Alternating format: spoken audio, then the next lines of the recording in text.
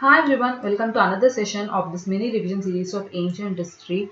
So we have completed studying about the post-Mauryan period and also I have given you the introduction to the Gupta's period. We are almost to the end of this mini revision series. There may be again two more classes after this session. So we will be completing Harsha's dynasties and the ancient Indian temples and architecture of ancient India in the upcoming two classes. So today's class will be about Gupta period. As I have given you the introduction to Gupta period, it was a time of emergence of feudalism and the end of post-Mauryan kings, that is the rule of invaders. So let's know more about Gupta period. The situation of ancient India in middle of 3rd century AD is like this. These are the four major reasons or situations which gave chance for the Guptas to emerge as kings of India. So there are n number of kings in Gupta dynasty. All the names of the kings are here. Let's discuss or know about these kings later. First, let's discuss about the situations or the reasons of emergence of Gupta dynasty. Firstly, you have to know one fact about Guptas is that they were the feudal lords of Kushanas. Kushanas are the people or the invaders who came to Indian subcontinent from Central Asia and ruled India. So these were the last people who invaded India, and these were the people who were ruling at the period of end of post-Mauryan period, that is starting of feudalism. So at this point of time when Kushanas were ruling, in Kushana's empire, Guptas were the feudal lords for the regions UP and Bihar. So after the downfall of Kushanas, there was a chances for Guptas to become the kings. So that is how Gupta dynasty was formed.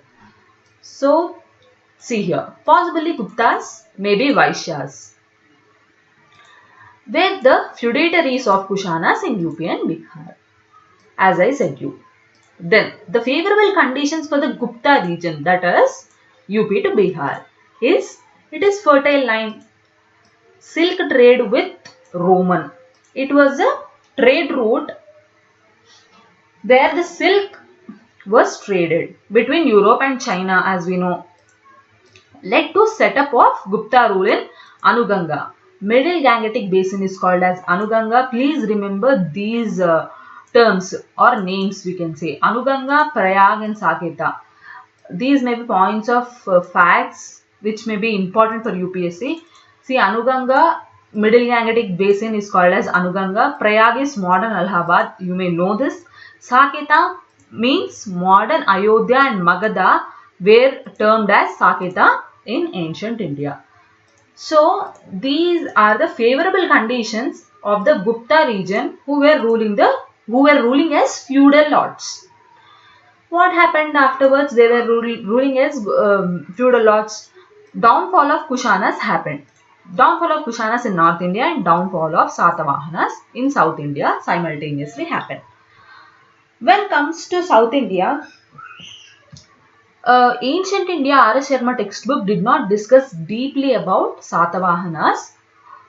However, Tamil Nadu textbook have discussed about South Indian kings and all these dynasties like Satavahanas, Pallavas, Cholas. However, if you see the previous year questions, UPSC is also not focusing on South Indian empires and emperors, but it is focusing on the art and architecture of South Indian empires, about the temples of South India and the temples constructed in the different time periods like the Cholas, Pandavas, etc. So we will be discussing about the art and architecture also in the upcoming two classes. So there was downfall in these two big empires, that is Satavahana and Kushanas, in South India as well as North India. This gave a chance for the emergence of Gupta period. Gupta dynasty. Kushana's power came to an end. So after the downfall, it is obvious that there will be an end. So Kushana's power came to an end and Murandas took rule in central India. These Murandas are nothing but Indo-Scythians. Again, if you remember, we have studied about Indo-Scythians. Indo-Scythians or Shakas are the people or invaders who came from Iran, who has Iranian origin. They have conquered Indian subcontinent, some part of Indian subcontinent, and ruled Indian subcontinent for some part of time. Then they have become the native people of India.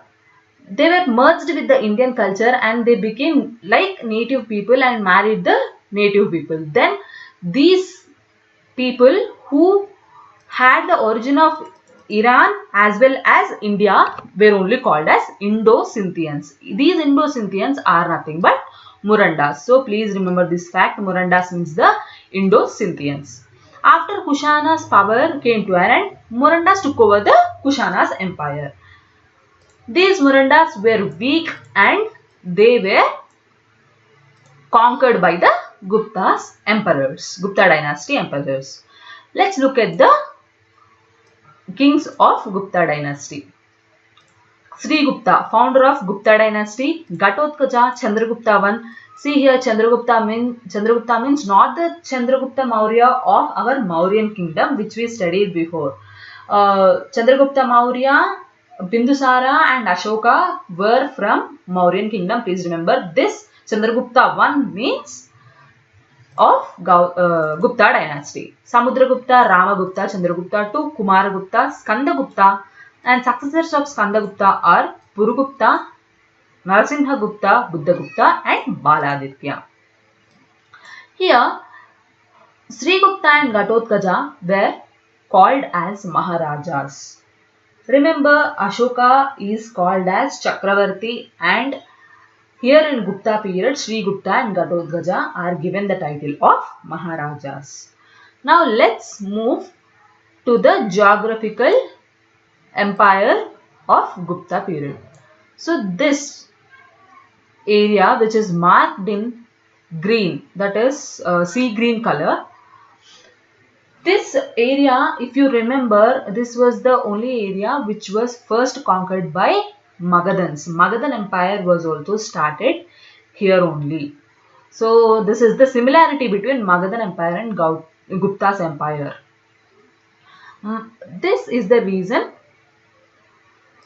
because of the fertile land and its transition point between the trade routes. So you have to understand the importance of trade routes in ancient India.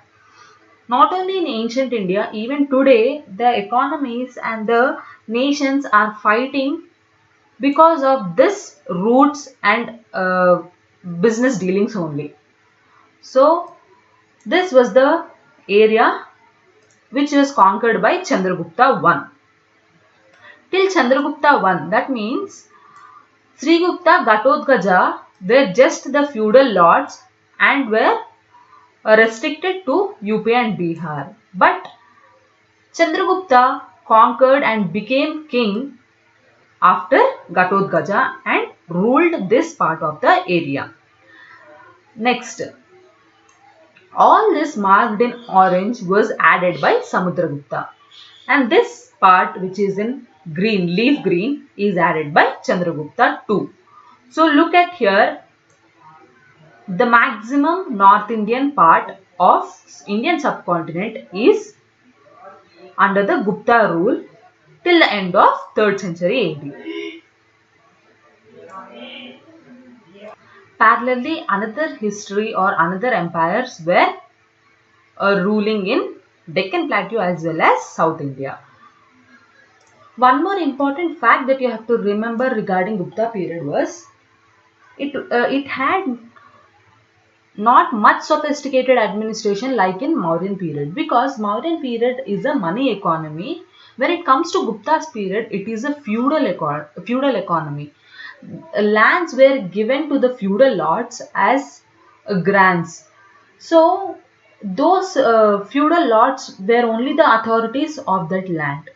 This gave rise to number of problems in the feudal system of administration. So the people have faced much difficulty in feudalism than in Mauryan kingdoms, that is in money economy. There were taxations and sophisticated administration in Mauryan Empire. When it comes to Gupta's empire, the taxation is in the hands of feudal lords, and there was decentralization of administration because of the feudal lords. So this is the major difference that you have to remember between Mauryan period and Gupta period. In between, post Mauryan period was the period of invaders, and it was the uh, peaks of urbanization because of the Iranians invasion, and they gave rise to the free transition for the Silk Route from the China to Europe. So this is a brief history of Mauryan period, post-Mauryan period and Gupta period. Thanks for hearing till now. Now I have to give you a small note about a Vice Test series. Please WhatsApp to 7200681675 for the test series. This is the most trusted test series in India. We are telling this with our own experience only.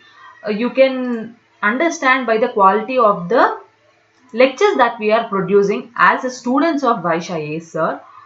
So please message to that number if you want to enroll to the Vice Test series, and also please go through all the playlists that are being available for you for free of cost in our Vaishya IAS YouTube channel, because it is a lot of effort by us for making you enhanced and making your preparation easier. Thank you so much.